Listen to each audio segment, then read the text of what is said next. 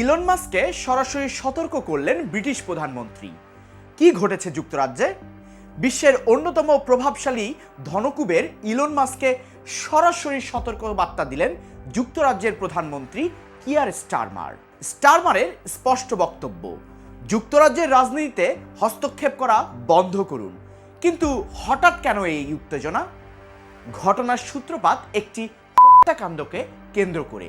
গত বছর 18 বছর বয়সী হেনরি নোয়াক ছুরিকাঘাতের শিকার হন। অভিযোগ উঠে ঘটনাস্থলে পৌঁছে পুলিশ আহত তরুণকে সাহায্য করার পরিবর্তে হামলাকারীর দাবি বিশ্বাস করে তাকে হাতকড়া পরিয়ে রাখে। পরে হাসপাতালে তার মৃত্যু। পরবর্তীতে তদন্তে জানা যায় হামলাকারীর বর্ণবাদী হামলার অভিযোগ ছিল সম্পূর্ণ মিথ্যা। সম্প্রতি ঘটনার ভিডিও প্রকাশ হওয়ার পর দেশজুড়ে শুরু হয় ক্ষোভ ও বিতর্ক। ঠিক এই সময়ে সামাজিক যোগাযোগ মাধ্যম এক্সে বিষয়টি নিয়ে একাধিক পোস্ট করেন ইলন মাস্ক। তিনি ব্রিটিশ পুলিশের বিরুদ্ধে পক্ষপাতিত্বের ইঙ্গিত দেন এবং কিছু বিতর্কিত মন্তব্যও শেয়ার করেন। এর জবাবে প্রধানমন্ত্রী কিয়ার স্টারমার বলেন, এই ঘটনায় পুলিশের জবাবদিহি অবশ্যই নিশ্চিত করতে হবে, কিন্তু একটি মর্মান্তিক মৃত্যুকে কেন্দ্র করে উত্তেজনা, বিভাজন কিংবা সহিংসতা ছড়ানোর যে চেষ্টা তা গ্রহণযোগ্য নয়।